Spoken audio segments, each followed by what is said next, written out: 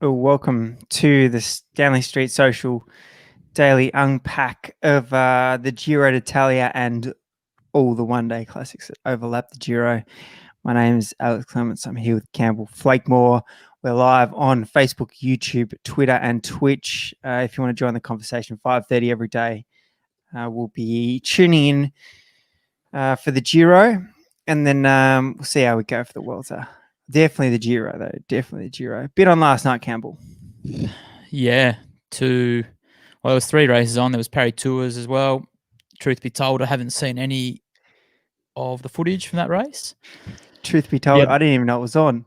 Yeah, the other 2 though, Ghent-Wevelgem, super race, really exciting finale, and then Giro d'Italia, super hard day. What was it? 5 hours 40 for the winner, average speed of 36k an hour, 207k, 208k, brutal day, piss and rain. And we saw a little bit of action. You know, we got a bit of a 2-for-1. The GC boys had a little bit of a race. And EF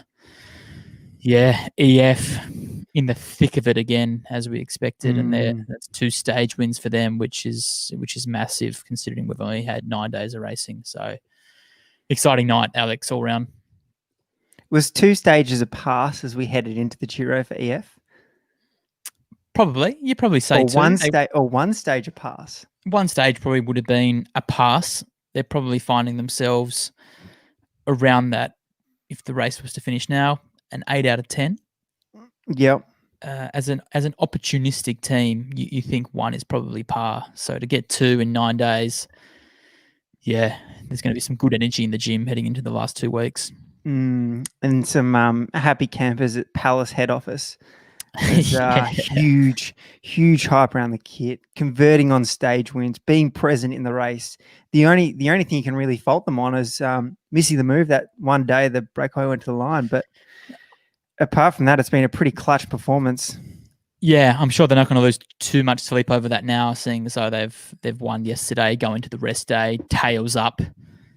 And yeah, for Giro, I think his only professional win was the Portuguese National Championship. So the Portuguese stage winner and pink jersey as well. João Almeida struggled a little bit in that last, must have been K. We didn't really get to see too much of that final K of the GC boys. There was some other things that were being focused on, but slipped a little bit back, and it could be the start of his fall out of the pink jersey. But to still be in it, I think he's now got the record as the most days in a leader's jersey in a Grand Tour by any Portuguese rider. So that's a nice thing for him to have. And hats off to Quickstep for defending. I picked up a little stat, like just to put things into context a little bit around. Yes, it was the first time we saw some kind of cracks from Almeida, but in reality, Gene Bates, director at Mitchelton Scott, just put a cheeky stat out there from the stage last night. When they started climbing, they had 4,400 meters of elevation to come. That's after pretty much the first 70k of pancake flat. Like, it was a proper stage. Yeah. Well, that was a climbing stage. It was, but we didn't get big gaps, really. You know what I mean? Like, it was that it was kind of climbing the last, I'm not sure, I can't see here, but it was climbing for a long period of time, but never really super steep ramps like Kelderman, Fulsang, and Hindley. And then it's another 3 seconds back to a few others. And there was no big, sort of 40, 50, 1 minute gaps between the big boys. So a hard stage, but not big gaps. Do you reckon, is it maybe down to they're all pretty close, the GC guys are all around the mark. Like, there's no one that's off the pace that needs to start swinging. No. Start going from 60k to go. Yep. It was getting pretty. I reckon there was a fair bit of energy at Stanley Street Social headquarters when Lucas put his hat in the ring. Yeah. He's probably one of the genuine contenders that is off the pace. 9k to go. Went off the front with Theo Gegenhardt, another Stanley Street Social favourite. So that was good to see. But yeah, like you said, there wasn't a whole lot of action. It just looked hard. Trek and Nibali were awfully present all day. but nothing eventuated. It felt like a day for the Shark, didn't it? Long, wet, just really hard day. I thought his hard legs were going to come good towards the finish, but he actually cracked a little bit. He was probably the worst Lost of the GC boys. Came in with Pello Bilbao, only 4 seconds ahead of Almeida, who we talked about had cracks, and also Stephen Kreiswick had a little bit of a crack as well.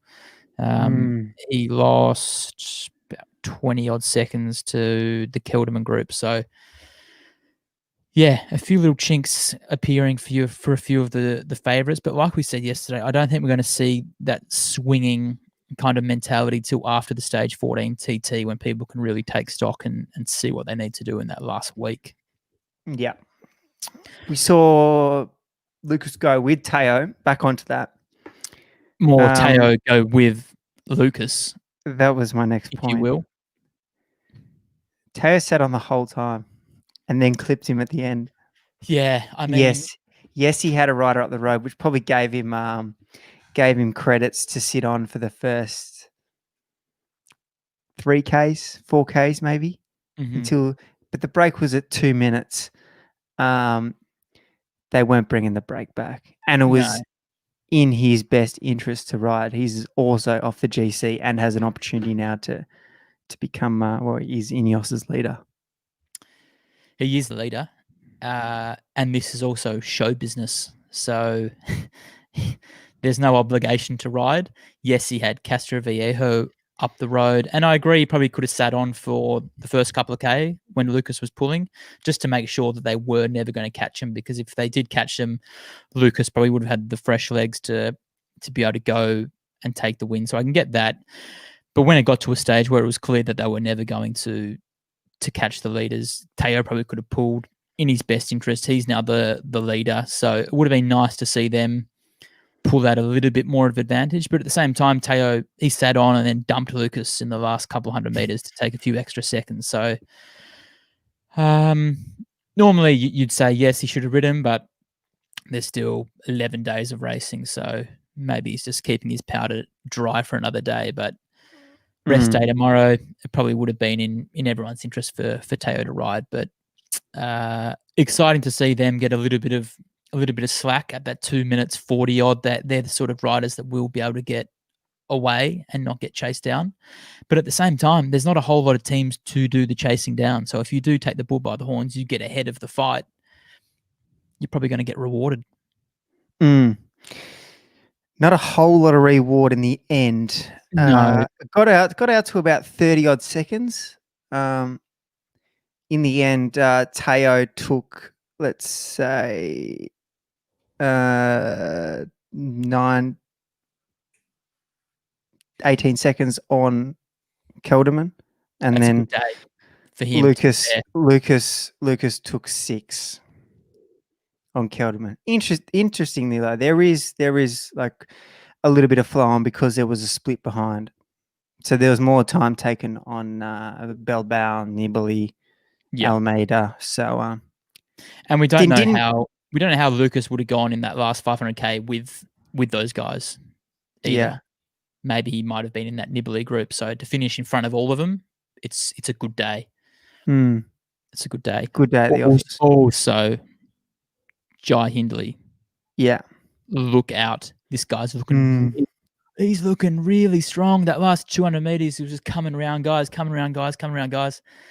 Looking real punchy, looking really good. Him and Kelderman, that could be a nice little tandem heading into the last week if they can keep it together till then. I'm excited. I'm very excited. There was also strength in numbers for Sunweb. I think they had 5 guys when Nibali put Trek on the front and started to do some work. One of the points that the commentators were talking about was that they both have 5 guys. Sunweb had depth, strength. It wasn't like they were isolated. It wasn't just Hindley and Wilco. Yeah, it was. There was a bit on there. So yeah, it's exciting times to see those 2 young Aussies go head to head for the AIS Cup and hopefully bring home something special for Oz in the Giro. I mean, the way things are going, both of them are probably looking at a top 10. Yeah. So to have no well, we had Richie Port and Caleb Ewan, the two stars of Australian cycling at the Tour de France. There was all this, where's the next crop coming from? It's pretty exciting with these two doing this in the Giro. So a lot to look forward to with them. And Chris Hamilton's also riding quite strongly, as is Chris Harper too. So a lot going on the Australian front. And we had Ben O'Connor in the move as well. Yeah. What happened to Ben? I watched the first bit and then I tuned just back got in for the hooped. last 10K. Yeah. Just got dropped. Nothing out of order. Just didn't have good legs, which was a little bit disappointing because you look at the group, you look at his performances. You probably thought maybe he probably should have hanged in there a bit longer, but it was a super tough day. It was super wet. It looked filthy. Like it looked gross. Raining from the start as well. Starting in the rain. Yeah. That's the worst. That's the worst kind of day. Cold, long, lots of climbing, wet downhills. It was a tough day. Question for you. If you're DS at Quickstep, are you taking responsibility yesterday? For the chase? I know there's this whole thing in cycling, you're the leader, you're on the jersey, this, that, and the other, but does there come a point where they're like, you know what, we've got a 22-year-old Portuguese kid. we're not taking this up. Trek, you take it up, or Sunweb, you start riding. Yeah. I don't think they need to be burning all these matches because it's not up to them. It's not up to them to control this race. Let Nibali and his boys take control, because maybe they will now, show like with a little bit of a crack last night. But I just see these long days, 200K on the front all day in the pissing rain. It just seems like they don't really need to be doing it. It wouldn't be unquickstep, and I'm kind of surprised they haven't done this yet, is just to put guys in the move. Yeah. Just put guys in the move. Go, hey, you chase. Or the other sense is maybe put one guy there. Yeah. Don't be burning your team. Yeah. Maybe send one guy up there to help with whoever is going to take responsibility, but don't take all the responsibility on and use 5 guys and be cooked, because there's every chance that, Almeida drops out of the GC, then they go hunting stages. Everyone's pinned because they've been riding for 10 days. Yeah. And at the start of the tour, we probably said stage wins was going to be their jam, but I guess 7 or 8 days and in the pink is a nice little return as well. Yeah, I there is also something about, you got the boys riding on the front, they got the pink jersey. I'm not saying they're doing the wrong thing. I'm not saying they're doing the wrong thing, but it's just something to think about. I guess it comes back to, though, like if we're at the Tour de France right now, we're in the same circumstance at Tour de France. A young guy pops up, takes the jersey. He's probably not going to hold it to the end. If you didn't ride, then Jumbo rides, Ineos would ride, UAE would ride. Besides Trek, like who's there's no real strong team to kind of take it up. Like, we're here to win the GC. We've talked a lot about Sunweb having numbers in the finale, but they don't come across as the team that's going to do it. I think all I'm thinking is, Trek, Nibali, get on the front, boys. Such a weird sport, cycling. Sometimes it is. It's bizarre. It is bizarre. So what about Lucas Hamilton now? We talked about it yesterday. We talked about how Mitchelton Scott approached this. You give him the GC role, but you're not putting boys on the front for him. You're not saying, Jack Haig, I need you here for the final for Lucas. Has that changed after last night? I don't think so. I mean, like I said at the start, I think they'll still get the luxury to look for the move. And if you're not in the move, then you're helping Lucas. So I don't think anything really changes on that front.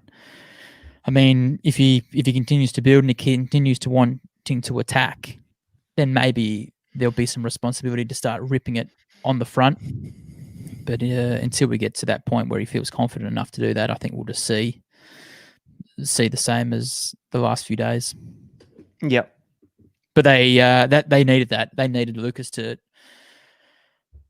to show something, to attack, because they've had a shocking couple of days, losing riders, coronavirus, crosswinds, crashes. I think it's come at a good day, at a good time this rest day, and they go in with a real positive outlook going forward. I think after Lucas's ride yesterday. Yeah. Yeah, I think there's a bit of energy, a bit more confidence. Yeah. Um, And it'll also be interesting to see what the whole coronavirus situation is after the rest day. I still can't work out how none of Mitchelton's got to have COVID. We're not docs, man. We don't know. Anyway, I'd be disappointed. Back onto the Lucas thing. I'd be disappointed if I didn't see one day where Lucas calls it like, "Alrighty, boys, like let's light this up." You got to have the legs One to do that. Hagee. Yeah, you got to be very confident to do that. Yeah, but look at last night. Yeah, he was good. He was good last night. He was very good. He was very good last night. Anything else from Also, the Giro? Or just quickly, a little bit more on Lucas. He crashed in that first time trial, just quietly, and performed quite well. So I think that stage 14 TT, I think he might be liking the look of that. Yeah. Yeah, there'll be a lot to tell after the time trial. Yeah.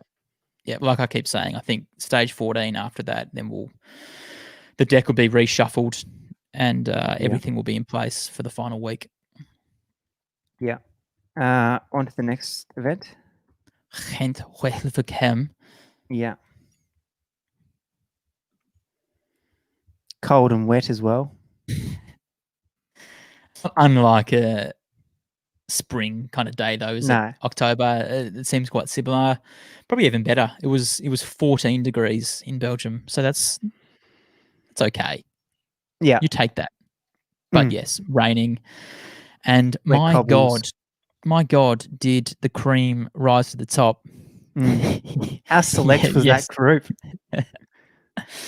It was elite, wasn't it? And then even the names that weren't in that group, Asgreen, Luke Rowe, Oliver Nason, Drucker, Sepp Van Mark, Tunison, Christoph. Like, if we thought there was any kind of asterisks next to any races, this is not one of them. Everyone's there. Yeah, I think Mads comes out of this going, "Yeah, I won that race." Like, it's like a hierarchy. The order of play. The depth is wild.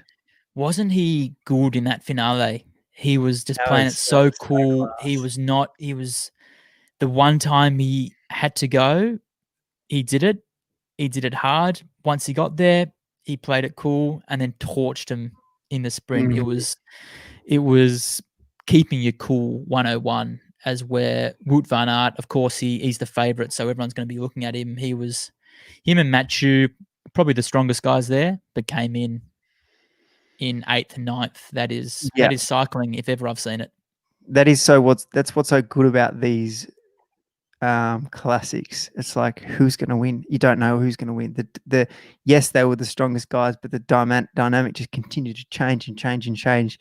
Wout was doing an awful amount of work, and if Wout wasn't there, everyone was just looking at Van der Poel. Yeah, it was disappointing to see them kind of marked out. Yeah, a little bit. At the end of the final group of 9, they were 8th and 9th, looking at each other going, because they were just pinned from chasing down moves. But like I said, the Pedersen performance was just textbook. If you want to learn how to win a race and keep you cool, that's probably it. Do you think he was perhaps underrated a little bit in that group? Because he's been super strong for a while now, winning world championships, coming second in bunch kicks at the Tour de France. This is a guy that it was like, what's he like? It shouldn't have been. What's he doing here? Like, we got to look out for this guy. I don't think it was what's he doing here, but it wasn't like, oh my god. Not at all. Not at all. What's he doing here? It's like, he is here. Let's be careful of this guy. And it didn't seem to be like that. I just torched them all. Yeah, it seems like he was on the same level as Trenton and Bettiol. It wasn't like looking at Mathieu or Wout and you're like, oh my god, like, I need to get rid of this guy, Yeah. when it probably should have been, based off especially how he was sprinting, how he's been sprinting over the last couple of months, like really good bunch kick finishes, and then put him in this environment, long, wet, hard day. Yeah. Perfect. He licked that up, but also Yeah. he won that race. That Oh, was not yeah. gifted to him. He didn't Yeah. have 3 teammates. He wasn't on quick step, No. where he had control. Like, things had to go right, and he put himself in the right moves. He didn't panic under pressure, which I think is the most. That's the most impressive part. When it's that awkward dynamic of who's going to chase. Can't let this gap go out too hard, otherwise it's all over. And then when it did, to jump across, Yeah. and I then mean, just to pull have the through, legs to just bounce across as quickly as what he did. and then Clearly, sprint not long after. yeah, that showed that he's in top nick, and yeah, it's good to see him winning races now, because he was doing so much work for Richie in the Tour. Now he gets his own chances in these classics. Yeah, very, very impressive. The only slightly disappointing thing is that this isn't at the start of the year, and he's not wearing the world champs bands. Yeah, I mean, I don't think we can Can't. complain too much. We got Julian now No, wearing the no. band. So, do you reckon Trentin needed to win? Do you reckon CCC needed that? Yes. Yep. Yep. So close. Okowitz is just waiting for one thing to put on the Palmares for the last 3 years or whatever it's been. Wow. Filthy day though. Did you see? I'm not sure who it was that got caught in the rivet in the middle of the road, and then Danny Oss is just like crawling out of the fields, 6 foot high grass. I was just like, that just looks filthy. That is Belgium 101. It was so hard, and as well, and just to like cock your front wheel at that point after making, like, you'd be so frustrated too, because you've done so much work. It was at the back end of the race. Yeah, it's like one simple little error. And everyone that has raced in Belgium, and these guys would know, like, you got to be just so careful of it. It's not like he was some rookie who's never raced there. He's just found himself just caught in the middle of the road. Like, you know that going in. Yeah. Anything else to? The other thing to note: have you seen Cav's interview post race? I haven't. He starts an interview, starts crying, and the only thing that he could get out was, "This could be my last race," and then rides off. That sounds like it's his last race, doesn't it? It was awfully real. That sounds a lot like it's his last race. Where is this, Alex? You'll find on the Stanley Street social Insta. I'm currently off the socials. So you might have to send it through to me in private. I'll post it to you. I'll print it out and rip it to DVD, and fax it through. Yeah. Send it via pigeon. So yeah, it could be the end for Cav. Also, I didn't mind if it is, especially putting himself in the move. Well, I think that's a real sign that it's the end of the line. He thought, you know what, I'm going to get as much out of this race as possible. I'm going to jump in the Fuga, get involved, chop some turns. But yeah, I mean, it's a pity to see a rider like him go out like this. He's really struggled the last 2 or 3 years, but someone who's won 30 stages of the Tour de France, I don't think we're probably going to see that for some time. 30 stages. I mean, Caleb's probably the best sprinter in the world right now. What's he on? He's on 5 at the age of 26. Yeah. It's a lot more stages to win in. It's a lot of stages let's say to win. 7 years. Caleb's got to have some big years of Tour de France wins. Yeah. Incredible career, M. Cavendish. When did he start winning? Probably 2008, I think. Maybe even 2007. He was maybe winning races for T-Mobile, but then 2008 was his first Tour de France win, I'm pretty sure.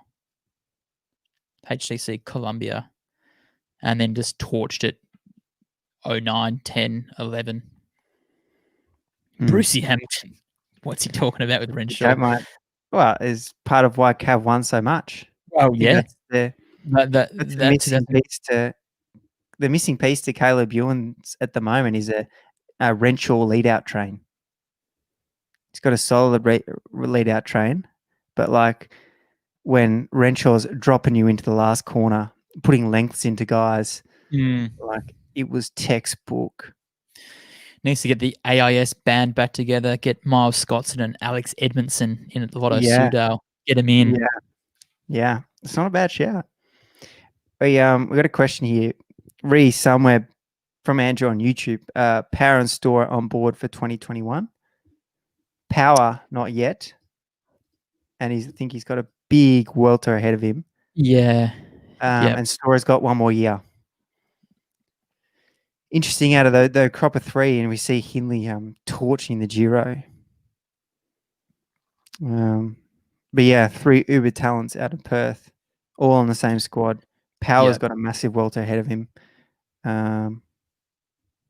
Yeah. Renshaw invented the lead-out train, according to Bruce.